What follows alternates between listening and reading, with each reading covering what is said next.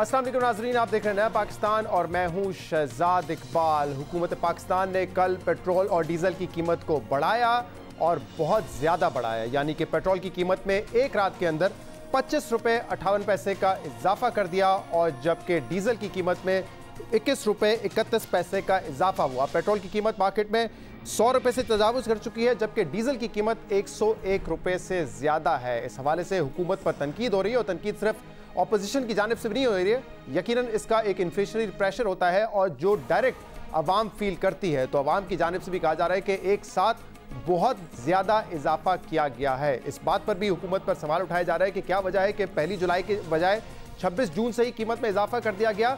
और यह भी हुकूमत पर इल्ज़ाम लग रहा है कि ऑयल कंपनीज के हाथों सरेंडर कर दिया है हुकूमत ने इतना बड़ा उनको इजाफा देकर। इन तमाम बातों का आज जवाब दिया है special assistant to the prime minister Nadeem Babar sahab ने और प्रेस कॉन्फ्रेंस की उनके साथ वफाकी वजीर उमर अयूब साहब ने। और नदीम बाबर साहब ने यह बताया कि किस तरीके से जो इंटरनेशनल मार्केट में कीमत है वो बढ़ती आई है और उस कीमत बढ़ने की वजह से हमें पाकिस्तान में भी कीमत को बढ़ाना पड़ा। 18 मई को PSO ने $21 बैरल के हिसाब से तेल का कार्गो खरीदा। 28 मई को ये बढ़ के $31 और 27 सेंट हो चुकी थी और 20 जून को ये $44 और 54 सेंट थी। महीने डेढ़ के पीरियड में ये तकरीबन 112% जैसे ओवर भाईने का बढ़ चुकी है। नेशनल मार्केट में पेट्रोल की प्राइस ऑलमोस्ट डबल हो चुकी है। जो इंक्रीज़ है उस 42 में से सिर्फ 25 रुपये इंक्रीज़ अभी भी 17 रुपये लेसर है फरवरी के मुकाबले में, और डीजल में अभी भी 21 रुपये। नदीम बाबा साहब ने बताया कि पिछले 45 डेज़ के अंदर जो पेट्रोल की जो ऑयल की कीमत है इंटरनेशनल मार्केट में वो तकरीबन डबल हो चुकी है। जो 20 जून को आखिरी कार्गो आया था वो $44 का था, जिसकी वजह से हमें भी प्राइस में इंक्रीज़ करना पड़ा। और उन्होंने बताया कि जो हमने कमी की थी 116 रुपये से 74 रुपये तक पेट्रोल की कीमत में, वो 42 था, अब जो बढ़ाया है वो 25 रुपये है। इसी तरह उन्होंने ये भी बताया कि पाकिस्तान में तनकीद हो रही है कि कीमत बढ़ गई है पेट्रोल और डीजल की, लेकिन हकीकत यह है कि इंटरनेशनल मार्केट में और खासतौर पे जो रीजन में अगर देखा जाए तो पाकिस्तान में पेट्रोल अभी भी सबसे सस्ता है। पेट्रोल की प्राइस हमारी इस वक्त 100 रुपये है, तो मैं आपको इस तनाज़र में बताता चलूं कि इंडिया में प्राइस इस वक्त 180 रुपये है पर लीटर पेट्रोल की, चाइना में 137 रुपये है, बांग्लादेश में 174 रुपये है, इंडोनेशिया में 108 रुपये है, फिलीपींस में 153 रुपये है, थाईलैंड में 159 रुपये है और जापान में 196 रुपये है। तो नदीम बाबर बता रहे थे कि कंपैरिजन क्या है, हमारा जो ऑयल है इस वक्त पेट्रोल की जो कीमत है वो इंडिया, चाइना, बांग्लादेश के मुकाबले में हम अभी भी सस्ते हैं। लेकिन सवाल ये पैदा होता है कि क्या इम्पैक्ट सिर्फ इंटरनेशनल मार्केट का आया है या जो कीमत बड़ी है पेट्रोल की इसकी वजह कुछ और भी है। और अगर आप इसको इसकी तफसील बताएं तो सिर्फ इम्पैक्ट जो है वो इंटरनेशनल मार्केट का नहीं है, इंटरनेशनल मार्केट में जो प्राइस है उसका नहीं है। पिछले 2-3 महीने से बतदरीज जो टैक्स इकट्ठा करती है हुकूमत, चाहे वो GST की सूरत में हो या पेट्रोलियम डेवलपमेंट लेवी की सूरत में हो, पाकिस्तान तहरीक इंसाफ की हुकूमत ने उस टैक्स कलेक्शन को जो है उस टैक्स में इजाफा किया है। और आपके सामने हम ये तफसीलात रखते हैं। अप्रैल के महीने से अगर आप देखें तो अप्रैल के महीने में जो टोटल पेट्रोल की कीमत थी, जो आवाम को पेट्रोल मिलता था वो 96 रुपीज़ 58 पैसा पे मिलता था। और जो असल कीमत थी पेट्रोल की उस वक्त, जो एक्स प्राइस है जिस पर पेट्रोल में प्रॉफिट भी शामिल है, रिफाइनरीज का भी, OMCs का, वो 65.39 बनता था और हुकूमत उस वक्त टैक्स इस पर इकट्ठा कर रही थी 31 रुपये 19 पैसे। इसी तरह मई में जो टोटल टैक्स हुकूमत इकट्ठा कर रही थी वो 31 रुपये से बढ़कर 35 रुपये 61 पैसे हो गया, जबकि उस वक्त जो टोटल प्राइस थी पेट्रोल की जो प्राइस थी वो 81 रुपीज़ 58 पैसा थी। जून में 35 रुपये 61 रुपये का जो टैक्स था, 35 रुपये 61 पैसे का जो टैक्स था उसको उसमें मजीद इजाफा हुआ तकरीबन 5 रुपये का। और जून के महीने में जो टैक्स कलेक्शन था हुकूमत का 1 लीटर पेट्रोल पे वो 35.6 से बढ़कर 41 हो गया। और इसी तरीके से कल जो दोबारा हमने देखा है कि प्राइस में इजाफा हुआ है, तेल की कीमत में जो इजाफा किया गया है, उसके बाद टैक्स में 6 रुपये का मजीद इजाफा हुआ है। 41 की जगह अब हुकूमत 1 लीटर पर 47 रुपीज़ टैक्स कलेक्ट करेगी। तो जहां पे ये कहा जा रहा है कि इंटरनेशनल मार्केट में कीमत बढ़ी है, वहीं पे पिछले 4 महीनों में हुकूमत ने अपना जो टैक्स है, जो 1 लीटर पर टैक्स लिया जाता है, उसमें भी इजाफा किया है। और इसमें जो मेजर कंपोनेंट है वो पेट्रोलियम डेवलपमेंट लेवी का है। लेवी वो टैक्स है जो कि वफाकी हुकूमत के पास रहता है, ये डिविजिबल पूल के जरिए सूबों को भी नहीं ट्रांसफर होता। इस टैक्स में कितना इजाफा हुआ है? फरवरी में ये टैक्स 15 रुपए पर लीटर था और इससे पहले हमने देखा है कि माजी की हुकूमत हो या तहरीक इंसाफ ने भी 8 या 10 रुपए रखा था, लेकिन फरवरी 2020 में ये 15 रुपए था। अगले महीने इसमें इजाफा हुआ, मार्च में 19 रुपए 75 पैसे, फिर इसमें कमी की गई तकरीबन 1.5 रुपए की और 17 रुपए 16 पैसे आ गया अप्रैल में। लेकिन दोबारा मई में जब प्राइसेस रिवाइज हुई तो इसको 23 रुपए 36 पैसे कर दिया, यानी 1 लीटर पे लेवी जो चार्ज की जाती थी वो 23 रुपए 36 पैसे थी। जून के आगाज में इसको 30 रुपए कर दिया गया और अब भी 30 रुपए है, यानी कि जो टैक्स है खासतौर पे लेवी, उसमें मुसलसल इजाफा देखा गया है। अब हम हमेशा अपने प्रोग्राम में ये पोजीशन लेते रहे कि हुकूमत पाकिस्तान सब्सिडी अफोर्ड नहीं कर सकती, इसीलिए जो इंटरनेशनल मार्केट में प्राइस होगी वो प्राइस हमें पाकिस्तान में भी रखना होगी। लेकिन जहां पर आप कमी कर सकते हैं वो आप टैक्स पे कर सकते हैं। आपने जब टैक्स बढ़ाया, लेवी को बढ़ाया, इसलिए बढ़ाया क्योंकि ओवरऑल कीमत नीचे जा रही थी, हुकूमत का नुकसान होता, तो हुकूमत ने टैक्स बढ़ा दिया। अब जब कीमत ऊपर जा रही है और आवाम को सारा बोझ बर्दाश्त करना पड़ रहा है, तो यहां पर हुकूमत अपना टैक्स कम कर सकती थी, लेकिन हुकूमत ने ऐसा इसलिए नहीं किया क्योंकि हुकूमत ने जो इस बजट में अगले साल के लिए लेवी का टारगेट रखा है वो 250 अरब से बढ़ाकर 450 अरब कर दिया, इनफैक्ट 460 अरब कर दिया। यानी कि अब उसी लेवी से जहां पे पहले हुकूमत 250 अरब रुपए कलेक्ट करती थी, अब 460 अरब रुपए कलेक्ट करेगी, 210 अरब रुपए ज्यादा। यानी इसका मतलब यह है कि जो लोग पहले ही लेवी देते थे, जो लोग पहले ही ये टैक्स देते थे, उन पे मजीद 210 अरब रुपए का बोझ बढ़ जाएगा। हुकूमत पाकिस्तान ऐसा क्यों कर रही है? ऐसा इसलिए हो रहा है क्योंकि जो बाकी टैक्स कलेक्शन है वो टारगेट मीट नहीं कर पा रहे, नए टैक्सेस में इजाफा हो नहीं रहा। जो टैक्स कलेक्शन है पहले साल में हुकूमत की वो 2% से नेगेटिव रही, इस साल फ्लैट रही है, कोई इजाफा नहीं हुआ है उसमें भी। और अब हुकूमत मजबूर हो गई है कि लेवी के जरिए टैक्स इकट्ठा करें, यानी कि जो टैक्स स्लात की बात पाकिस्तान तहरीक इंसाफ की हुकूमत करती थी या जब ऑपोजिशन में थे तो जिस टैक्स के ऊपर वो तनकीद करते थे, अब वही टैक्स मजीद बढ़ा कर लिया जा रहा है। तो इस वक्त अगर आप देखें 53 रुपीज़ ओरिजिनल प्राइस है पेट्रोल की और 47 रुपीज़ के टैक्सेस लिए जा रहे हैं, तब ये कीमत बनती है जाके 100 रुपये 50 पैसे की। इस हवाले से बजट के दिन जब शाहजेब खानजादा ने ये सवाल किया था हफीज़ शेख साहब से, एडवाइज़र है to prime minister on finance, और उनसे ये सवाल किया था कि जब आपने ये जो हदफ है बढ़ा दिया है लेवी का, तो जाहिर सी बात है आप पेट्रोल की कीमत भी बढ़ाएंगे और लेवी को बढ़ाएंगे। हफीज़ शेख साहब ने कहा ऐसा नहीं होगा, जब पेट्रोल की कीमत बढ़ेगी तो हम लेवी को कम करेंगे, जो कि नहीं किया गया है। पेट्रोलियम डेवलपमेंट लेवी है, उसमें आप इजाफा करते नजर आ रहे हैं। ज़रा टैक्स आप कोई नया नहीं लगा रहे, मगर 260 अरब रुपए रवां साल के लिए रखा गया था, अब 450 अरब रुपए जो पेट्रोलियम लेवी है उसमें नजर आ रहा है। तो फिर ये तवक्को की जाए कि पेट्रोल की कीमतें अब यहाँ से बढ़ेंगी, जो टैक्स की आमदनी है आप कोशिश करेंगे कि पेट्रोलियम लेवी के जरिए हासिल करने की कोशिश करें? जी, ये एक कुदरती इंस्ट्रूमेंट है उस सिचुएशन में अगर तेल की कीमतें गिरती हैं, और अब जबकि तेल की कीमतें गिरी हैं तो पेट्रोलियम डेवलपमेंट लेवी से थोड़ी बहुत आमदनी बढ़ी है। अगर तो तेल की कीमतें मज़ीद नहीं गिरती और बढ़ने की तरफ जा रही हैं तो फिर हम पेट्रोलियम डेवलपमेंट लेवी को कम करेंगे।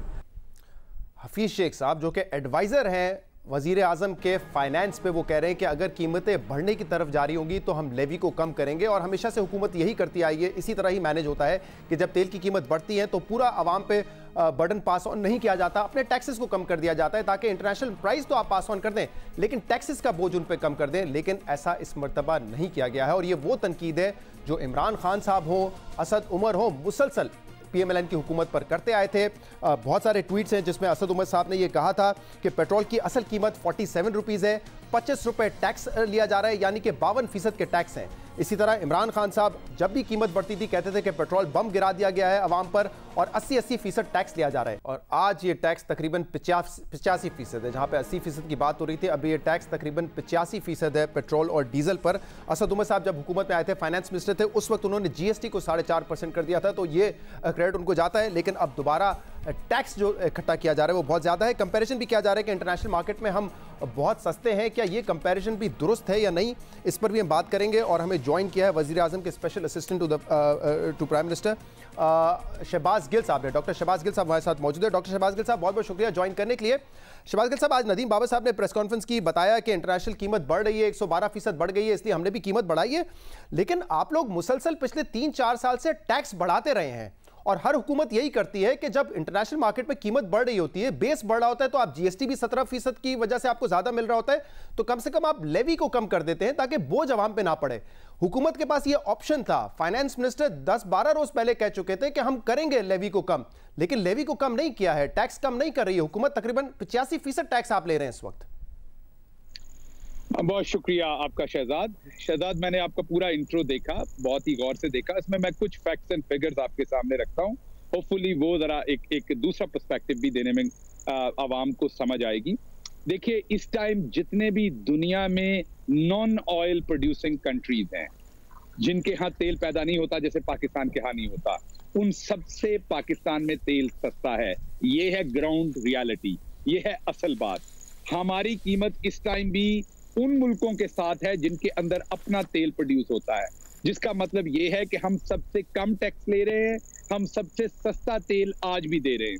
कहा जाता है कि पर कैपिटा इनकम देखें, कहा जाता है कि गुर्बत की शरह देखें।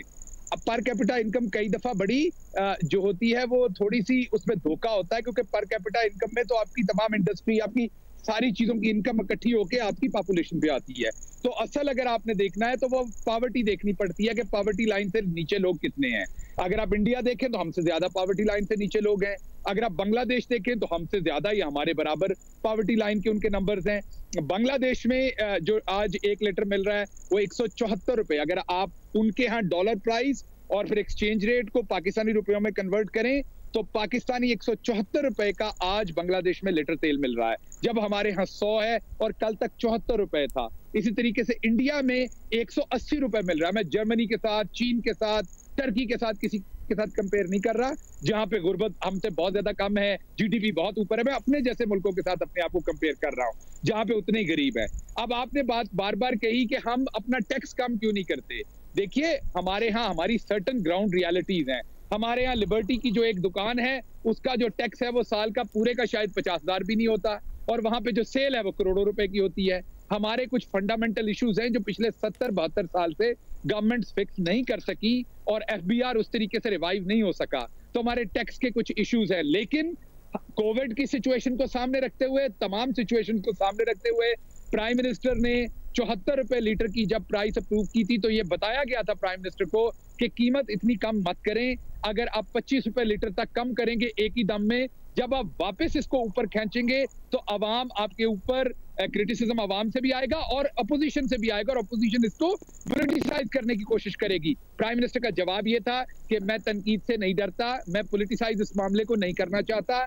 अवाम को कोविड की वजह से प्रॉब्लम्स हैं, मैं जो पास ऑन हो सकता है बेनिफिट वो उनको पूरा बेनिफिट कीजिए। इसी साल जनवरी में फरवरी के एंड तक हम 116-17 रुपए में पेट्रोल ले रहे थे 1 लीटर, इस साल फरवरी के एंड तक, और जून के अंदर हम 74 रुपए पे तकरीबन 43 रुपए। शहबाज गिल साहब, आप बहुत सारी, क्योंकि आपने बातें कर दी हैं, जब फेब में ले रहे थे, मैं उस बात से स्टार्ट करता हूं, उस वक्त इंटरनेशनल मार्केट में $60 से ऊपर था पेट्रोल, आज $44 है। आज जो उन्होंने बताया कि जो रीसेंट कार्गो आया है वो $44 पर है। जबकि मैं एक और शॉट भी सुनवा सकता हूं हमाद अजहर साहब का, जिन्होंने कहा था कि जो तेल कि जो 2 महीने की एवरेज प्राइस होती है उस पर हम इंपोर्ट करते हैं। तो जब आपसे ये पूछा जाता है कि फौरी तौर पे पास ऑन क्यों नहीं हो रहा, तो ये बताया जाता है कि देखें कि आज आप स्पॉट का रेट ना देखें, आप 2 महीने की एवरेज प्राइस देखें। जबकि आज नदीम बाबर साहब ने $44 जो बताया है वो 20 जून की स्पॉट रेट के हवाले से उन्होंने बताया, एवरेज प्राइस के हवाले से नहीं बताया। एवरेज प्राइस जो है इंटरनेशनल मार्केट में 112% नहीं बढ़ी है। तो ये एक उन्होंने आज बयान दिया था अपना। लेकिन दूसरा जो आप कोविड की मुझे बात बता रहे हैं, जो टैक्स की बात बता रहे हैं, मैं तो आपको 12 जून का हफीज शेख साहब जो कि अथॉरिटी है ना आपके यहाँ तो फाइनेंस मिनिस्ट्री पर, वो कह रहे थे कि हम कम करेंगे लेवी को। ये कोई 2 साल पुराना शॉट नहीं है, तो 12 जून का है। मुझे समझ नहीं आ रहा, और आवाम भी कंफ्यूज होगी और हर कोई कंफ्यूज होगा कि आखिर इस हुकूमत की पॉलिसी क्या है। Adviser to the finance minister कह रहे हैं कि अगर पेट्रोल की कीमत बढ़ाना पड़ी तो हम कॉम्प्रोमाइज करेंगे, लेवी को कम करेंगे, लेकिन ये नहीं किया गया है। जी, एक तो मैं आपसे गुजारिश करूंगा कि कंक्लूसिव स्टेटमेंट ना दीजिए, क्योंकि आपका काम है सवाल पूछना, मेरा काम है जवाब देना, और कंक्लूसिव स्टेटमेंट देना काम है इस टाइम अपोजिशन का। तो एक नहीं, मेरा भी काम है, बिल्कुल मेरा काम है सवाल करना भी, स्टेटमेंट भी दे सकता हूं अगर statement is based on the fact. दीजिए स्टेटमेंट अगर बेस्ड ऑन द फैक्ट है मैं दे सकता हूं। नहीं वो जरूर दीजिए, लेकिन ये कहना कि हुकूमत कंफ्यूज है, ये कंक्लूसिव स्टेटमेंट ना दीजिए मुझे सुने बगैर। जब आप मुझे सुनेंगे तो आपको पता चलेगा कि कहीं कोई कंफ्यूजन नहीं है। एक तो हमने 110% प्राइस पास ऑन नहीं की। अगर आज उन्होंने स्पॉट प्राइस कहा 110% बढ़ी है, तो प्राइस जो इंक्रीज की है वो सिर्फ और सिर्फ 23% इंक्रीज की है। तो हमने जो एवरेज प्राइस इंक्रीज हुई है उसी के हिसाब से पास ऑन किया 110%। एक तो ये करेक्शन कर लीजिए अपनी कि हमने पास ऑन नहीं किया। दूसरी चीज जो मैंने आपकी खिदमत में अर्ज करनी थी वो ये खिदमत में अर्ज करनी थी कि हमने कहा कि लेवी को हम कम रखेंगे, पास ऑन नहीं करेंगे। तो अगर हमारे यहाँ पेट्रोलियम की प्राइस वाकई इतनी महंगी हुई कि हम ऑयल प्रोड्यूसिंग कंट्री से ज्यादा कीमत पे तेल बेचना शुरू हुए, जैसा कि 117, 20, 125 उधर से ऊपर गए, तो बिल्कुल लेवी को कम करेंगे। अभी भी पाकिस्तान रीजन में सबसे कम कीमत पर तेल जो है वो बेच रहा है। मैंने आपकी खिदमत में अर्ज कर दिया कि ठीक है, बांग्लादेश में 174 रुपए है, इंडिया में 180 रुपए है। अगर हमें नजर आया कि वाकई पेट्रोल की कीमत जो है वो पाकिस्तान में बहुत ऊपर जा रही है, तो डेफिनेटली हम लेवी की प्राइस कम करेंगे ताकि हमारी आवाम पे बोझ ना पड़े। खैर ये बात हफीज शेख साहब ने नहीं की थी कि हम उस वक्त करेंगे जब हम उस प्राइस को एक्सीड कर जाएंगे जो कि हमारे रीजन में प्राइस है। अगर आप हफीज शेख से पूछते तो आपको वो जवाब देते। उन्होंने कैटेगोरिकल स्टेटमेंट दिया था, उस पर सवाल बनता नहीं था। लेकिन आप अगला जुमला बात कीजिए ताकि मैं आपसे फिर इस रीजन के हवाले से बात कर सकूं। If you have completed. जी उस स्टेटमेंट के अंदर एक कॉन्टेक्स्ट था ना पूरे का पूरा। किसी जगह के ऊपर लेवी कम करेंगे ना, अब 200 रुपए के पेट्रोल हो जाए या 100 रुपए हो तो उसमें डेफिनेटली चेंज तो होगा। और आखिरी बात मैं दोबारा आपके साथ कर दूं, दोबारा से मैं एक दफा रीइंस्टेट कर दूं कि जब हमने 25 रुपए कम किया एकदम से, तो इसी गवर्नमेंट ने किया था और ये मशवरा दिया गया था कि ना कम करें, बाद में जब उठाना पड़ेगा तो शहजाद इकबाल साहब इसी तरीके से तनकीद करेंगे और उस टाइम मुश्किल होगा तो 10 रुपए कम करें ताकि इसी तरीके से वापस आए। एक तो 25 रुपए एक साथ कम नहीं किया है, 25 रुपए एक साथ कम नहीं किया था किसी पॉइंट पर भी। हमने ओवरऑल कम किया था। अच्छा, अब आप जो अब ये ओवरऑल जो कम हुई है वो 43 से आप तो बाहर यूनिवर्सिटीज में पढ़ाते भी रहे ना, तो आपको तो अंदाजा होगा कि एक आइसोलेशन में फिगर्स को नहीं लिया जाता। जब आप रीजन की बात कर रहे हैं, पर कैपिटा इनकम ही वो वाहिद जरिया है जिससे आप देख सकते हैं कि एक मुल्क में फी शख्स आमदनी कितनी है। इससे ज्यादा इकोनॉमिक्स में कोई और ऑथेंटिक नंबर है नहीं। सर एक सेकंड सवाल सुन लीजिए। अब अगर मैं सवाल मुकम्मल कर लूं, मैं ठीक है, you have a right to do that, लेकिन मुझे सवाल मुकम्मल करने दें। क्योंकि ये ग्लोबल प्रैक्टिस है, मैं इसलिए बता रहा हूं, मैं अपनी तरफ से नहीं कह रहा हूं ये बात। हमारा पर कैपिटा इनकम है $1250 हमारा पर कैपिटा इनकम है। हमारी अफरात-ए-ज़र 8.2% है। चाइना का 10,875 पर कैपिटा इनकम, हमसे तकरीबन 9 गुना ज्यादा। इन्फ्लेशन बांग्लादेश का एक सेकंड बता रहा हूं। इन्फ्लेशन चाइना की 2.4%, इंडिया का हमसे डबल है per capita income, almost $2,340, inflation 5.8%। Bangladesh का हमारा 1250 है, बांग्लादेश का $2,070 है और इन्फ्लेशन 5.4%। इन ममालिक की इन्फ्लेशन भी कम है अफरात-ए-ज़र, इन ममालिक का जो पर कैपिटा इनकम है हमसे ज्यादा है। तो इसको भी तो देखें ना कि हमारे यहाँ अफोर्डेबिलिटी कितनी है। आप कैसे कंपेयर कर सकते हैं चाइना से? 9 गुना उनकी इनकम ज्यादा है हमसे, बांग्लादेश की डबल है हमसे। आपने क्योंकि एकेडमिक सवाल किया तो एकेडमिक तरीके से उसका जवाब देता हूं। इंडिया की पर कैपिटा इनकम हमसे डबल है, लेकिन वो सिर्फ उनकी 5 से 10% आबादी है जिसकी वो इनकम है। उनकी गुर्बत हमसे 4 गुना ज्यादा है। तो क्या गरीब आदमी तेल नहीं खरीदता वहां पे? बिल्कुल तेल खरीदता है ना, तो आदमी तेल नहीं डालता, उसकी तो इनकम नहीं है, वो तो हमसे भी गुर्बत की लकीर से नीचे है। आप इसको पर कैपिटा इनकम पे ही असेस कर सकते हैं। इसी तरीके से नहीं, जरूरी नहीं है। इसी तरीके से बांग्लादेश की जो पर कैपिटा इनकम है, हमसे स्लाइटली ज्यादा है, थोड़ी सी ज्यादा है, लेकिन वो थोड़ी सी ज्यादा को भी $800 ज्यादा है। सुन तो लीजिए सर, $800 ज्यादा है, थोड़ी सी ज्यादा है। सर जी अगर आप सुन तो लीजिए, अब आपने सवाल कर लिया, सुन तो लीजिए। एक तो आपका मसला ये कि आप सुनते नहीं है। अच्छा, अगर उनकी पर कैपिटा इनकम आपसे ज्यादा भी है तो आप ये देखिए कि पेट्रोल का भी 74 रुपए का फर्क है 1 लीटर के ऊपर। कोई हमने 10 रुपए उनसे सस्ता नहीं रखा। 20 रुपए सस्ता नहीं रखा, तो उनकी पर कैपिटा अगर इनकम डबल भी होती है हमसे तो फिर भी रैशनल था यहाँ पे ये प्राइस इनकम। तो आप वो चीज नहीं देख रहे, सिर्फ ये देख रहे हैं की आप बांग्लादेश की भी हमसे $800 ज्यादा है, अफरातेजर कम है, हमारे यहाँ वैसी अफरातेजर 8% पर है, और इसका जो इम्पैक्ट आएगा इन्फ्लेशनरी। अब देखिए मैं जब कहता हूँ, सवाल सुन लीजिए, आप सवाल सुन लीजिए। शहजाद बात सुनिए, आपने जवाब मुकम्मल कर लिया था, इसलिए मैं सवाल कर रहा हूँ। शहजाद आप एक बात सुनिए, ये जो आप अगले बंदे को सुनते नहीं हो उससे अगला आपने जवाब मुकम्मल कर लिया था, उसी वक्त मैंने सवाल किया आपसे। अपना टेम्पर लूज करता है, मैं तो हंस के बात कर रहा हूं, मैं क्या टेम्पर लूज कर रहा हूं? then you smile and the other person look bad. Kindly don't do that. Let me hear, मैं यहाँ एक सड़क पे आपको इंटरव्यू देने के लिए एक पेट्रोल पंप पे खड़ा, सड़क के किनारे पे, जहाँ आवाज भी कम आ रही है, I'm trying to listen to you and respond to you. मैं सिर्फ आपको खिदमत में अर्ज ये कर रहा हूं कि अगर पर कैपिटा इनकम 800 ज्यादा देख रहे हैं तो साथ ये भी देखिए कि हमने उनसे प्राइस भी तो 74 रुपए कम ले रहे हैं, वो आपको नजर नहीं आ रही, उसकी परसेंटेज बिल्कुल नजर आ रही है, इसीलिए मैंने ये सवाल किया है, इसीलिए आपको बता रहा हूं अफराते ज़र भी कम है। हमारे यहाँ अगली जीडीपी ग्रोथ 1 से 2% होगी, इन ममालिक में 4 से 6% की ग्रोथ होगी। इन सब चीजों को फिर आप कंसिडर करें ना, आइसोलेशन में ना ले लीजिए नंबर्स को। फर्क है, एक और भी फर्क है, वहां कोई नवाज शरीफ लूट के नहीं गया था, वहां कोई जरदारी लूट के नहीं गया था। ये भी फर्क है बांग्लादेश और इंडिया का, ये आप याद नहीं रखते। वहां पर भी मोदी के ऊपर भी बड़े इल्जाम लगे करप्शन के, और बांग्लादेश में भी लगते रहते हैं। नहीं, मोदी ने ऐसे कोई करप्शन नहीं की जिस तरह की हमारे यहाँ हुई है, ये गलत बात है। मोदी एक फाशिस्ट है, मोदी एक हिंदुत्व को सपोर्ट करने वाला बंदा है, वो उसने कत्लो गारत करवाई, सारे इल्जाम है, लेकिन इस तरह की गंदी करप्शन उसने नहीं की जिस तरह की हमारे मुल्क में हुई है।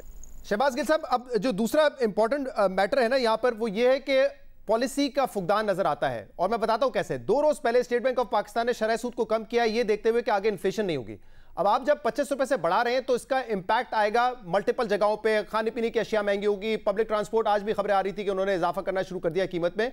एडमिनिस्ट्रेटिवली हम कीमत कम नहीं कर सकते हैं उस वक्त जब हम देखते हैं कि पेट्रोल कम होता है, लेकिन जब पेट्रोल की कीमत बढ़ती है फौरी तौर पे इजाफा होता है। तो एक तरफ तो हम इंटरेस्ट रेट को कम कर रहे हैं, अब आपकी इन्फ्लेशन बढ़ेगी, दोबारा आपको इंटरेस्ट रेट बढ़ाना पड़ेगा, आपकी ग्रोथ कॉम्प्रोमाइज होगी। तो डायरेक्शन क्या है? कोई कोऑर्डिनेशन नहीं है इस वक्त। देखिए शहजाद, इसमें एक चीज बहुत इंपॉर्टेंट है, ये असल सवाल है आपके पूरे इंटरव्यू का, कि हमारे यहाँ तमाम माफियाज जो हैं, जिसको पकड़ते हैं वो एक माफिया बना हुआ है। आप पेट्रोल की कीमत कम करते हैं तो कार्टेल सामने आ जाता है, आप शुगर को देखते हैं तो कार्टेल सामने आ जाता है, आप किसी और शोबे को देखते हैं तो कार्टेल सामने आ जाता है। पूरी सोसाइटी का सोशल जो एक कॉन्ट्रैक्ट है वो ब्रोकन डाउन है। क्यों ब्रोकन डाउन है? कि यहाँ पर करप्ट लोग हुकूमत में रहे, उन्होंने फायदे दिया। अब एक ऐसा बंदा आया हुकूमत में, इमरान खान, जो हिसाब देता है और हिसाब लेता है, इसलिए इनिशियली प्रॉब्लम्स हो रहे हैं। वो जो कार्टेल्स हैं वो उसी तरीके से ऑपरेट करने की कोशिश कर रहे हैं। मैं आपको बताता हूं, आज तो इल्जाम आप पे ये लग रहा है कि कार्टेल को आपने सपोर्ट कर दिया है, क्योंकि एकदम से आपने कीमत बढ़ा दी है तो उनकी तो चांदनी हो गई। और ये मैं बताता हूं कैसे। ओएमसी तो कहते हैं कि हमारे पास इन्वेंट्री नहीं है, ये नदीम बाबर साहब ने भी बताया था कि जखीरा अंदोजी कर रहे हैं। तो जो जखीरा अंदोज होंगे, आप खुद बता दीजिए, उनको आज कितना बड़ा फायदा हुआ होगा इन्वेंट्री पर? शहजाद, मुझे सबसे ज्यादा प्रॉब्लम आपको इंटरव्यू देने में ये होती है कि आप बात नहीं करने देते। आप तो पॉइंट बात करें ताकि सवाल तो करूं ना दूसरा मैं आपसे। ये तो अब मैं काश आपका बच्चा होता तो आप मेरी ट्रेनिंग ऐसे कर लेते। तो फिर आप भी मुझे ट्रेन ना करें ना कि मैं स्टेटमेंट नहीं दे सकता, मैं क्या कर सकता हूं, ये आप भी ट्रेन ना करें मुझे। आप ट्रेन करेंगे कि आप स्टेटमेंट ना दें तो फिर मैं भी करूंगा ना आपको ट्रेन। मैंने आपको ये बताया कि आप कंक्लूसिव स्टेटमेंट ना दें, अपोजिशन ना बने। नहीं, ये मेरा राइट है बतौर एंकर। अगर मुझे कोई चीज लगेगी गलत है तो मैं गलत कहूंगा, जरूरी नहीं कि अपोजिशन हाईलाइट करेगी कि ये बात गलत है। अगर मुझे लगेगा कि किसी स्टेटमेंट में, किसी पॉलिसी में कंफ्यूजन है, I will give a conclusive statement. जब आप मुझसे सवाल करते हैं तो मुझे जवाब देने का हक दें। ठीक है, अब इतनी बात एक आखिरी सवाल करूं मैं आपसे अगर मौका दें। यही वजह थी। नहीं, उसके बाद आपका टाइम खत्म हो जाएगा। आप एक आखिरी सवाल करेंगे, उसके बाद एक आखिरी सवाल करेंगे। एक आखिरी सवाल करने दें मुझे। आखिरी सवाल करेंगे, एक आखिरी सवाल कर लें, उसके बाद मुझे जवाब देने दें। एक लास्ट क्वेश्चन में इंटरप्ट नहीं करेंगे, एक लास्ट क्वेश्चन का जवाब दे दीजिए, लेकिन दरमियान में इंटरप्ट नहीं करेंगे। एक लास्ट क्वेश्चन का जवाब दे दीजिए, नॉट वेरी प्रोफेशनल। अब एक सवाल का जवाब दे दीजिए। लेट्स नॉट टॉक अबाउट कि कौन कितना प्रोफेशनल है, प्लीज इसको पर्सनल ना लीजिए, सवाल के जवाब दीजिए। इसको मैं ले रहा हूं कि आप हमेशा ये करते हो, इसलिए आप मुझे ये कहते हैं कि आपको टाइम चाहिए, मैं मजीद टाइम दे दूंगा। पर्सनल ना होइए, ये कह के मेरा प्रोफेशनल कंडक्ट कैसा है उस पे बात मैं भी कर सकता हूं। Let's not go there, let's not go there, that's what I am saying. इसीलिए मैं कह रहा हूं डॉक्टर शहबाज गिल साहब, आप क्योंकि सड़क पे खड़े हुए हैं, मैं तो आपसे हंसते हुए सवाल कर रहा हूं, इरिटेट आप हो रहे हैं। और अगर आप इरिटेट इसलिए हो रहे हैं, अगर आप इरिटेट इसलिए हो रहे हैं क्योंकि मैं सवाल आपसे इंटरप्ट कर रहा हूं, तो आप मुझे बोल दीजिए, मैं नहीं करूंगा, मैं आपको मौका दे दूंगा।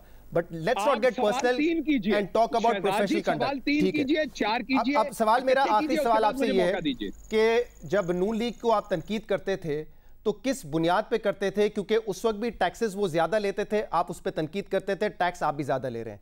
नून लीग भी यही कंपैरिजन करती थी कि हम खित्ते में हमारा जो फ्यूल है वो चीप है compare to China, India, Bangladesh, फिर भी आप तनकीद करते थे जब भी वो कीमत बढ़ाते थे।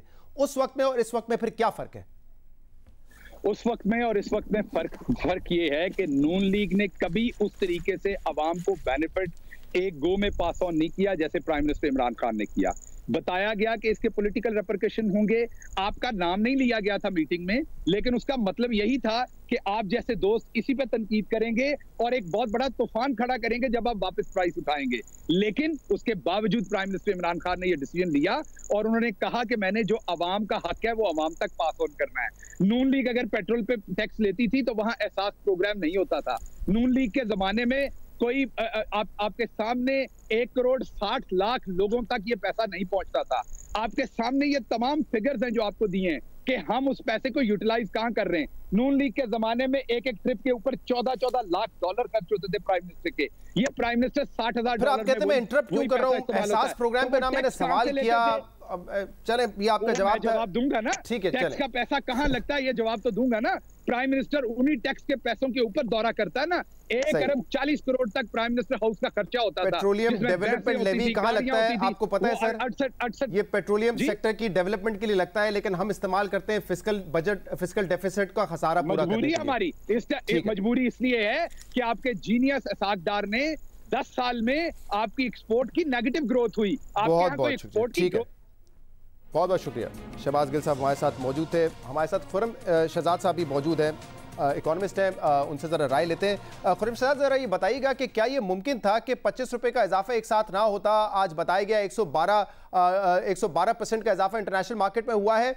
क्या कहीं से रिलीफ दिया जा सकता था आवाम को, या जो हुकूमत ने फैसला किया वो जस्टिफाइड है और कोई हल नहीं था इसके अलावा? Thank you Shahzad. देखिए ये बड़ा इम्पोर्टेंट पॉइंट है आपका, और स्टेबलाइज्ड मार्केट्स के लिए ये ज़रूरी होता है कि एक बैलेंसिंग एक्ट हो। और मैं ये कहूँगा कि जब गवर्नमेंट पहले प्राइस पास ऑन कर रही थी, कट दे रही थी, उस वक्त भी बहुत बड़े कट जो है पास ऑन किए गए थे। थोड़ा सा मैनेज किया जा सकता था इस एंटिसिपेशन के साथ कि ऑयल में रिकवरी आ सकती है, क्योंकि ऑयल एक बहुत ही हाई वोलेटाइल कमोडिटी है। तो ऑयल प्राइसेस दुनिया भर में बहुत चेंज हो रही हैं। तो इसलिए थोड़ा सा बैलेंसिंग एक्ट पहले भी हो सकता था कि पहले जो है प्राइस पास ऑन को धीरे धीरे किया जाता और उसके साथ साथ जो है वो टैक्सेस को भी कलेक्ट किया जाता। लेकिन ऑफ कोर्स गवर्नमेंट ने एक डिसीजन लिया, और अब जो है जब प्राइसेस बढ़ी हैं, रिवर्स हुई हैं, तो उसमें एक बैलेंसिंग एक्ट दोबारा से ये हो सकता था, एक बेहतर एक्ट, कि जो है आधा पास ऑन किया जाता और आधा एडजस्टमेंट जो है वो टैक्स में भी की जा सकती थी। लेकिन आपको पता है हम IMF प्रोग्राम में हैं, और IMF का जो पेट्रोलियम लेवी का टारगेट है नेक्स्ट ईयर का, वो तकरीबन 470-480 अरब रुपए तक का है, जो कि पिछले साल 220 अरब रुपए का था। तो डेफिनेटली एक इतना हैफ्टी टारगेट है, गवर्नमेंट को अपने टैक्सेस भी इकट्ठे करने हैं। तो मेरे ख्याल में गवर्नमेंट ने ये किया, जब प्राइस को कट किया, यानी कि जो पेट्रोलियम प्रोडक्ट प्राइसेस में कट दिया, तो उस पर टैक्सेस को मैक्सिमाइज करते गए, जिसमें पेट्रोलियम लेवी को मेरे ख्याल में पहली मरतबा जो है पेट्रोलियम लेवी को 30 रुपए पर लीटर पे डीजल और पेट्रोल दोनों के लिए जो है वो बढ़ा दिया गया, और जो लेफ्ट ओवर अमाउंट था वो पास ऑन कर दिया गया। और वैसे ऑयल प्राइसेस में इतना बड़ा डिक्लाइन आया कि $70 पर बैरल एवरेज थी लास्ट ईयर की, और इस साल की एवरेज जो है वो $40 से भी अभी तक नीचे ही है।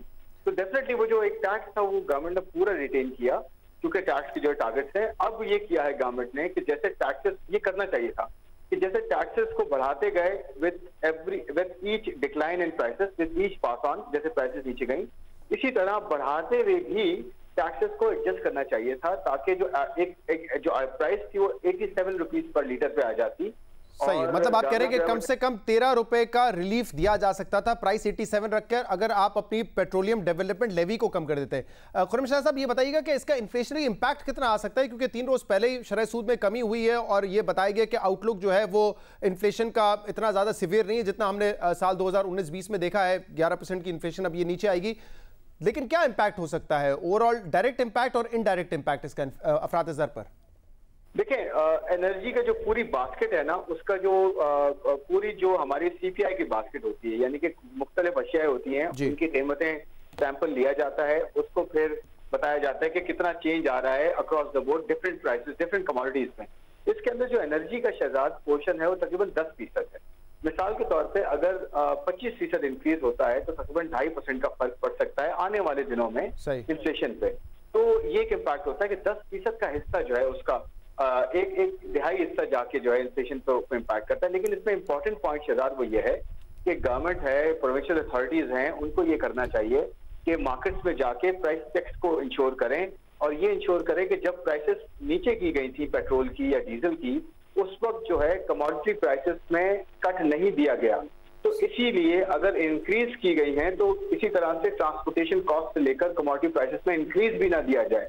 इस चीज को मेक श्योर किया जाए तो इन्फ्लेशन के एक्सपेक्टेशंस को और महंगाई को मैनेज किया जा सकता है, अदरवाइज महंगाई में इजाफा हो सकता है। बहुत बहुत शुक्रिया, बहुत बहुत शुक्रिया। खुर्रम शहजाद साहब हमारे साथ मौजूद थे।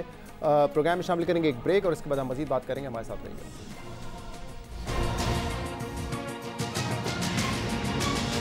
3 रोज़ पहले गुलाम सरवर खान साहब ने, एविएशन के वजीर हैं, उन्होंने बताया कि पाकिस्तान में हर 3 में से एक पायलट के पास फेक लाइसेंस है। और कल उन्होंने मजीद वजाहत जब पेश की तो उस फेक को उन्होंने कहा कि मशकूक लाइसेंसेज हैं। और उन्होंने कहा था कि जो नाम है, चाहे वो PIA के हों, चाहे एब्लू या सरीन के पायलट्स हों, उनकी फहरिस्त जो है वो जारी कर दी जाएगी। फहरिस्त जो है वो जारी कर दी गई है और इसमें बताया गया है कि PIA के 141 पायलट्स हैं जिनके पास जाली लाइसेंस है, फेक लाइसेंसेस इस डॉक्यूमेंट में लिखा हुआ है, जिसकी आगे उन्होंने एक्सप्लेनेशन बेसिकली ये दी हुई है कि इन लोगों ने बोगस एग्जाम दिए थे। पायलट PIA के 141 पायलट्स हैं, एब्लू के 9 और इसमें सरीन के 10 पायलट्स हैं। और इसकी डिटेल भी बताई गई है कि जो बोगस एग्जामिनेशन हैं जो कि 262 पायलट्स ने दिए हैं, उसमें 121 ऐसे थे जिन्होंने एक पेपर गलत दिया, एक पेपर उनका बोगस था, और 39 ऐसे हैं जिनके 2 पेपर बोगस थे। और इसी तरह ये पूरी लिस्ट है जिसमें बताया गया है कि ऐसे 34 पायलट थे जिनके 8 के 8 पर्चे बोगस थे। ये डॉक्यूमेंट अब सामने आया है और फहरिस्त भी सामने आ गई है उन पायलट्स की जिनके पास मशकूक या फेक लाइसेंस है। आज पार्पा के सदस्य सलमान चौधरी साहब ने प्रेस कॉन्फ्रेंस की और उन्होंने जुडिशल कमीशन का मुतालबा किया है। ये काविश कानूनी तौर पर तयशुदा हदूद से तजावज़ है। पाकिस्तानी पायलट्स बरादरी चीफ जस्टिस ऑफ पाकिस्तान से इंतहाई इल्तमास के साथ दरख्वास्त करती है कि एक जुडिशल कमीशन तश्कील दिया जाए जो मजाज अफराद और इस शोबे के माहिरीन पर मुश्तमिल हो। हम मज़ीद ये दरख्वास्त करते हैं कि इस अमल को हमसे शुरू किया जाए। PIA के तमाम पायलट्स अपने आप को किसी भी ऐसी इंक्वायरी जो कि आला अदलिया के ज़ेरे साया हो पेश करते हैं। वो कह रहे हैं कि हम आज़ादाना तहकीकात के लिए तैयार हैं। जुडिशल कमीशन का उन्होंने मुतालबा किया है चीफ जस्टिस ऑफ पाकिस्तान से। हमारे साथ इस वक्त कैप्टन कासिम कादिर साहब मौजूद हैं और कैप्टन शाहिद अयूब भी हमारे साथ मौजूद होंगे। शाहिद अयूब साहब, आज पाल्पा के सदस्य साहब ने यह कहा है कि जुडिशल कमीशन का मुतालबा किया। हुकूमत कह रही है कि हमारे पास ये सारा एविडेंस मौजूद है जिसके बुनियाद पर हम तहकीकात कर रहे हैं और पायलट्स को हमने ग्राउंड कर दिया है। ये है क्या मामला क्या है इन एग्जामिनेशंस का? क्या गलत तरीके से पास किए गए हैं इसलिए इनको फेक डिक्लेयर किया गया है लाइसेंसेस को? नहीं जी, मैं ये तो नहीं कहूँगा कि वो गलत तरीके से डिक्लेयर किया गया या सही तरीके से डिक्लेयर किया गया। हमें असल में देखना पड़ेगा ये सिलसिला है क्या। देखें, ये आज से कोई 6-7 साल पुरानी बात है जब हमारे यहाँ जो पेपर्स होते थे सिविल एविएशन में वो सब्जेक्टिव होते थे और किसी हद तक, बहुत थोड़ी हद तक 10 से 20% ऑब्जेक्टिव होते थे। ये सडनली उन्होंने प्रोसीजर चेंज किया और एक इन्होंने कोई 40-50 हज़ार सवाल या इससे ज़्यादा, मेरे ख्याल में, मुझे एग्जैक्टली जो याद नहीं है, ये सारा इन्होंने सिस्टम एक डेवलप किया सिविल एविएशन में और वो सारे के सारे पेपर उन्होंने कोई 7-8 पेपर उन्होंने बना दिए और इस कदर कॉम्प्लिकेटेड पेपर से जिसके बाद लेकिन ये कहना तो मैं तो कभी नहीं कहूँगा कि जिसके पास बोगस पेपर दे के उसने लाइसेंस लिया उसको छोड़ दिया जाए, ये बात तो बिल्कुल नहीं है। लेकिन उसकी तह तक जाना बड़ा ज़रूरी है। पहली बात, सबसे इंपॉर्टेंट बात यह है कि वो लाइसेंस जेली कैसे हो गया। हम ये टर्म जो इस्तेमाल कर रहे हैं वो लाइसेंस जेली की कर रहे हैं। लाइसेंस सिविल एविएशन इशू किया है, उस पर सिविल एविएशन के साइन है, वो स्टैम्प्ड है, वो लाइसेंस जेली नहीं है। वो लाइसेंस किसी ने घर में नहीं बनाया, वो लाइसेंस प्रॉपर सिविल एविएशन से इशू किया गया है। जी, तरीकेकार गलत है उसको हासिल करने का। कहना ये चाहिए कि वो लाइसेंस ठीक है, वो एक अथॉरिटी है जिसने इशू किया है, वो तरीका कार गलत है जिस तरीके से वो लाइसेंस हासिल किया गया है। जैसा कि मिनिस्टर साहब ने बड़ा अच्छा एक्सप्लेन किया कि किसी ने 1 पेपर दिया, किसी ने 2 दिया। जी। देखें ये सिर्फ क्या एविएशन में ये सब चीज हुई है, बाकी जगह नहीं हुई, लेकिन उस चीज का ढिंढोरा पीटना और उस एयरलाइन को और पायलट्स को पूरी दुनिया में बदनाम करना इस तरह, ये बात गलत है। ये काम किया जा सकता था, उन लोगों को सजा दी जा सकती थी, क्यों नहीं देनी चाहिए? जो अगर किसी के पास गलत लाइसेंस है या उसने बोगस तरीके से लिया है, और लोगों को भी सजा मिलनी चाहिए जिन्होंने ये सारा काम किया, और उन लोगों को ज्यादा सजा मिलनी चाहिए जिन्होंने सारे के सारे ये पेपर इस तरह डेवलप किए कि वो आप पास कर ही नहीं सकते किसी तरीके से। ये तरीकाकार है। मैं इस वक्त तो आपके पास टाइम बहुत थोड़ा होगा, मैं आपको क्या एक्सप्लेन करूं कि उस पेपर में किस किस तरह के क्वेश्चंस और क्या क्या पूछा जाता है। ये सारी की सारी वजूहत है जिनको गवर्नमेंट को एड्रेस करना चाहिए। कितना यूजफुल था वो एग्जामिनेशन एक पायलट के लिए और उसकी तरबियत के लिए? जो पहला सिस्टम था वो बहुत अच्छा था, वो बहुत अच्छा था, बहुत उसमें बड़ी इंफॉर्मेशन होती थी और पायलट्स को कुछ सीखने को मिलता था। इस सिस्टम में कुछ सीखने को नहीं मिलता। ये जो क्वेश्चन है, it is absolutely rubbish system. जो अभी जो क्वेश्चन उसका पेपर है, जो ATPL देने का जो सिलसिला है जी, ये बिल्कुल लेकिन क्योंकि ये सिस्टम था और अगर इसकी वायलेशन हुई है, लोगों ने गलत तरीके से 1 या 8 पेपर दिए और फिर उनको लाइसेंस मिल गया, आपके ख्याल में उनके खिलाफ एक्शन होना चाहिए? क्योंकि कल तो कहा है कि बाकायदा क्रिमिनल इन्वेस्टिगेशन होनी चाहिए उनके खिलाफ। देखिए जी, ये बात तो बिल्कुल ठीक है। वो जो भी सिस्टम हो, वो गलत हो, वो सही हो, हमें कोई हक नहीं है उस सिस्टम को ब्रेक करने का। सिस्टम बनते हैं सिस्टम फॉलो करने के लिए। मैंने तो आपसे सबसे पहले कहा कि हम सिस्टम के खिलाफ लड़ सकते हैं, हम प्रोटेस्ट कर सकते हैं, हम कोर्ट में जा सकते हैं, देयर आर 101 वेज, लेकिन उस सिस्टम के उसको इलीगली हैंडल करना और उसको इलीगली वायलेट करना और उसके साथ उसमें ऐसे रास्ते तलाश करना जिसमें उसकी वायलेशन हो, ये बिल्कुल ठीक है। गवर्नमेंट की बात उसको नहीं होना चाहिए। हमारे साथ कैप्टन कासिम कादर साहब भी मौजूद हैं। कासिम कादर साहब, आपका नाम इस फहरिस्त में है, अब जरा बताइएगा, आज पाल्पा के जो सदर है वो कह रहे हैं हम जुडिशल कमीशन का मुतालबा कर रहे हैं। हमारे साथ जो कल भी पायलट थे सेक्रेटरी जनरल पाल्पा के, और अभी शाहिद अयूब साहब भी ये फरमा रहे थे कि अगर किसी ने गलत काम किया है तो उसके खिलाफ एक्शन तो होना चाहिए, कार्रवाई तो होनी चाहिए। बिल्कुल जी, अस्सलाम वालेकुम जी, बिल्कुल कार्रवाई होनी चाहिए। और ये मैं आपको बताता चलूं, कैप्टन शाहिद अयूब का अभी मैं सुन रहा था, आपने मुझे कॉल की हुई थी, इन्होंने अपना ATPL वगैरह बहुत पहले दिया था जब ये रिटर्न होता था जी। 2010 के करीब इन्होंने इसको कंप्यूटराइज कर दिया और 2 से 8 एग्जाम्स कर दिए बेस्ड ऑन 14 सब्जेक्ट्स। अब वो इन्होंने नया सिस्टम शुरू किया। आपके एग्जाम सारे जो हैं, आपकी फीस CA में जमा होती है, आपका सारा कुछ उधर होता है, सिविल एविएशन की बिल्डिंग होती है, उन्हीं के कंप्यूटर होते हैं, उन्हीं का इन्विजिलेटर होता है, फिर उनकी एक मार्कशीट निकलती है 8 पेपर्स की, और आपको 5 इयर्स के अंदर ये 8 पेपर करने होते हैं। अब आपको ये यू हैव टू रियलाइज कि ये सारे लोग जो हैं ये फ्लाई कर रहे होते हैं कि PIA में ही, और इसके दौरान इन्होंने ये 8 एग्जाम्स देने होते हैं over a period of 5 years. उसके बाद जाहिर है फिर एक सिमुलेटर चेक होता है और फिर उसके बाद एक ये इशू होता है लाइसेंस। अब इनका कंप्यूटर के अंदर मैं अब आपको तरीका भी बता देता हूँ, क्योंकि मैंने तो 8 के 8 एग्जाम दिए हैं ना, और आज दिन तक कभी ये बात नहीं हुई, बट आई डोंट नो ये बात कहाँ से आई है। इस लिस्ट के अंदर भी मैं आपको मैं आपको पहले सिस्टम बता दूं। आप जाते हैं, आप फीस जमा कराते हैं, फिर आप जाके एग्जाम देते हैं, उस कंप्यूटर के आगे आप बैठते हैं और आप उसके बाद सारे एग्जाम जो देते हैं 100 क्वेश्चंस होते हैं, हर एग्जाम के दो करके हर एग्जाम में सब्जेक्ट्स हैं, ठीक है, 14 सब्जेक्ट्स हैं, और उसमें से कुछ एग्जाम है जिसमें एक ही सब्जेक्ट का है, क्योंकि जाहिर है अगर 8 पेपर है तो कट द शॉर्ट मुझे बताइएगा। अब आप नहीं, I can't cut this short because I have to explain in detail, okay? Since I have been suddenly after 18 years accused and many more like me have been accused, मैं आपको इस list में अब नाम से भी बता सकता हूँ, ऐसे लोग हैं जिनके आगे लिखा हुआ है कि जी उनके 9 पेपर जाली हैं। जब सिविल एविएशन के पेपर ही आपके 8 हैं, उनके 9 जाली कैसे हो सके? अच्छा। हो गए। फिर कुछ को पायलट के नाम हैं जिन्होंने अभी तक, क्योंकि उनका अभी बारी बाद में आनी है एग्जाम देने की, उनके आए हैं कि सर हमारा क्या बनेगा, हमने तो अभी तक ये एग्जाम देने ही नहीं शुरू किए, उनके भी नाम इसके अंदर। अच्छा, लेकिन क्या ये बात दुरुस्त है कासिम साहब के? हाँ, मैं सवाल भी आपसे पूछना चाह रहा हूँ कि क्या ये बात दुरुस्त है कि ये किया पायलट्स ने कि पैसे देके किसी और को बिठा दिया, किसी और ने एग्जाम दे दिया और इस वजह से ही बोगस कहा जा रहा है कि उन्होंने या तो चीटिंग करके पास की या किसी और के जरिए एग्जाम पास करने की कोशिश की? ये हुआ है या नहीं हुआ है? आपको जो सिस्टम, मुझे नहीं पता, और जिसने भी ये किया है उसको बिल्कुल पकड़ना चाहिए। आपने नहीं किया? आपको तो कभी मैंने ऑफ कोर्स बिल्कुल नहीं किया जी। अगर मेरा बार बार ये लाइसेंस जाके रिन्यू सिविल एविएशन के अंदर होता है एवरी ईयर, जब मैं सिमुलेटर देता हूं, मेरा लाइसेंस अभी भी 5 इयर्स के लिए रिन्यूड है, और ये आज दिन तक बात नहीं हुई। सडनली ये बात जो है ये किस तरह शुरू हो गई? तो फिर ये क्यों कह रहे हैं कि बोगस एग्जाम्स दिए इन पायलट्स ने? लोगों से ये किस तरह कह रहे हैं? आप पूछे ना, आप पूछें कि ये एकदम जिनके नाम, मैं आपको और नाम बता रहा हूं जिन्होंने अभी एग्जाम में बैठे ही नहीं है, उनका इस लिस्ट में नाम दिया हुआ है जनाब। वो अभी बेचारे को पायलट्स हैं ऑन 320s, ऑन 777, और उनका नाम दिया जिन्होंने अभी तक अटेम्प्ट ही नहीं किया ये exam. How can they defame somebody who is not even sat in those exams? और इसीलिए आप लोगों ने आज जुडिशियल कमीशन का मुतालबा किया, लेकिन एट द मोमेंट क्या है आप लोगों ने, ठीक है वो आपका मुतालबा मैंने चलवाया भी है जो आज सलमान चौधरी साहब ने बात की, लेकिन अब आप लोगों को ग्राउंड कर दिया है पीआईए ने, आपको जहाज उड़ाने की इजाजत नहीं है? एक सस्पेक्टेड कर दिया है विदाउट एनी एविडेंस, तो आपको एकदम ग्राउंड कर दिया है, क्योंकि आपको ग्राउंड इसलिए करेंगे कि आपको एकदम सस्पेक्टेड लिस्ट में डाल दिया है इन्होंने। अभी आप देख लीजिएगा, ये कर नहीं सकते कि ये लिस्ट के अंदर अभी बड़े चेंजेस आएंगे दोबारा, कि कहेंगे कि जी ओ ये तो लिस्ट गलत है, क्योंकि व्हेन दे रियलाइज। तो कासिम साहब अगर आप कह रहे हैं कि नहीं ऐसा नहीं है, बोगस पेपर्स शायद किसी ने नहीं दिए हो, लेकिन आप अपने तौर पे बात करें कि आपने कम से कम नहीं दिया, और आप कह रहे हैं कि बहुत सारे ऐसे लोग हैं जिन्होंने एग्जाम नहीं दिया, उनका भी नाम इसमें लिस्ट में है, फिर क्यों ये कर रही है सिविल एविएशन की जानिब से, या हुकूमत एविएशन मिनिस्ट्री कर क्यों रही है? मोटिव क्या है फिर उनका?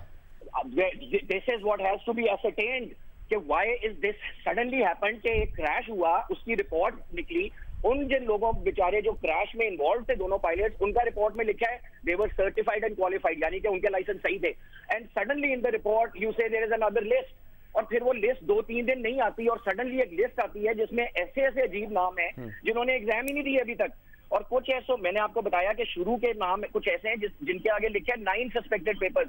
जब पेपर 8 हैं तो आपके 9 सस्पेक्टेड कैसे हो गए? आप मुझे समझा देंगे। तो अच्छा, जो लिस्ट मैंने देखी उसमें नहीं है, मुझे नहीं पता आपने कौन सी लिस्ट देखी है, शायद हो सकता है कि आप जो बात कर रहे हो वो दुरुस्त हो। 141 लोगों के नाम आए हैं कल, जिसके जो पीआईए के हैं, जिसके अंदर कई 1980 के लाइसेंसेज हैं, कई कुछ हैं, और उनमें ऐसे नाम है शुरू में जिन 8 के आगे लिखा हुआ है 9 पेपर। अच्छा, अब मुझे ये बता दीजिए कि जिन लोगों ने वाकई चीटिंग से ये एग्जाम पास किया है, चाहे इस एग्जाम की प्रैक्टिकली अहमियत हो या ना हो, लेकिन ये एक कानून बना हुआ था कि आपने ये एग्जाम देना है, अगर लाइसेंस आपका हासिल करना है, रिन्यू करना है उसको, तो अब क्या किया जाए उन पायलट्स के साथ? आपके ख्याल में उनको वैसे ही छोड़ देना चाहिए या उनके खिलाफ कार्रवाई होनी चाहिए? अगर किसी ने ये एक्चुअली एग्जाम्स जो हैं ये इस तरह किया, उनके साथ बिल्कुल कार्रवाई होनी चाहिए, because we can never endorse any wrong paper. ये आपने जो बात अभी की ना कि क्या इनकी अहमियत नहीं है, ये इस पे तो बहुत डिबेट हो चुकी है कि जी इसका उससे क्या ताल्लुक है। इन्होंने पहले 2 पेपर पे 2 एग्जाम्स देने पे भी वही ATPL मिलता था और 8 पे भी वही मिलता है। 8 वाले एग्जाम्स बहुत लिखने लगे, क्योंकि देखिए जहाज जो है वो एक जहाज से दूसरे जहाज पे ट्रांजिशन करने में आपकी बहुत एक्सटेंसिव पढ़ाई है, उसमें ATPL नहीं आता। अब मैं जिस जहाज पे हूँ एयरबस A320 जिसका मैं कप्तान हूँ, उसके 5006 सफ़ों की तो सिर्फ फ्लाइट क्रू ऑपरेशन मैनुअल है, इसके अलावा और बहुत किताबें, जाहिर है आप वो पढ़ के सिमुलेटर में जाके। तो कासिम साहब अभी जो लिस्ट में देखिए 3 ऐसे नाम है जिनके आगे लिखा हुआ है कि उन्होंने 9 पर्चे बोगस दिए हैं, लेकिन अब मुझे जी कासिम साहब, अब कल हमारे साथ आप ही के पाल्पा के ही सेक्रेटरी जनरल साहब मौजूद थे, नरेजो साहब, उन्होंने कहा कि देखे मुझे नंबर पर एतराज़ है कि इतना बड़ा नंबर नहीं हो सकता, लेकिन ऐसे लोग जरूर होंगे जिन्होंने बोगस एग्जाम दिए होंगे। मैं भी यही कहता हूं, मैं एग्जैक्टली यही कह रहा हूं आपसे कि नंबर पे इसलिए कि देखे ना, अगर इन नंबर के अंदर ऐसे लोग हैं जिनके आगे 9 पेपर्स लिखे हैं, किसी के 3 नंबर गलत हैं, किसी के रेफरेंस नंबर गलत हैं, किसी ने एग्जाम ही नहीं दिए बेचारों ने, जिनकी अभी बारी बहुत लेट है। ये ATPL जो होता है ये कप्तान बनने के लिए एग्जाम होता है, तो जो को पायलट्स हैं कई जल्दी दे देते हैं, जो पढ़ाई का उनको जरा ज्यादा शौक होता है, लेकिन कई वो देते हैं जब उनकी कप्तानी की बारी आने लगी होती है। तो मैं आपको बता रहा हूँ ऐसे 5-6 नाम है जिन्होंने अभी बेचारों ने अटेम्प्ट ही नहीं किया ये पेपर देना। लेकिन आपने तमाम पेपर खुद पास किए हैं, बगैर चीटिंग के पास किए हैं। मैं आपको एक और बात बताता हूँ, 2 साल के करीब पहले ये शो कॉज नोटिसेज आए बाय नेम टू 17 पीपल जो सिविल एविएशन ने दिए, ठीक है। उस वक्त सबके दोबारा के, क्योंकि ये बात शुरू कि ओहो पता नहीं कंप्यूटर में ग्लिच आ गई है, क्योंकि ये कंप्यूटर पे एग्जाम होते हैं। अभी मैं अगर आपके पास टाइम हो, लेकिन कंप्यूटर पे होते हैं, लेकिन सिविल एविएशन में ही होते हैं, उन्हीं के प्रेमिसेस में होते हैं। ये उनका इन्विजिलेटर, उनका कंप्यूटर मार्कशीट उधर से निकलती है, फिर जब आप फ्लाइट चेक देते हैं तो जो ATPL इशू होता है उस पे DGCA के साइन होते हैं, ये सारा हुआ है तो उनके इंटरनली हुआ है। बट ये वाली ऑब्वियसली वो बरी जमा नहीं है, और कल उन्होंने बताया सिविल एविएशन के 5 लोगों को बरतरफ किया गया है, लेकिन कार्रवाई यकीनन उनके खिलाफ होनी चाहिए क्योंकि वो रेगुलेटर है, उन्होंने ही एग्जाम करवाए, उन्होंने ही पास किया, उन्होंने लाइसेंसेस दिए, तो ऐसा हो नहीं सकता कि सिर्फ पायलट्स को इसकी सजा मिले। अगर क्रिमिनल इन्वेस्टिगेशन और कार्रवाई होनी है तो उनके खिलाफ भी होनी है। आज के प्रोग्राम में इतना ही, इस पर फीडबैक आप हमें दे सकते हैं सोशल मीडिया पर। इजाजत दीजिए, अल्लाह हाफिज़।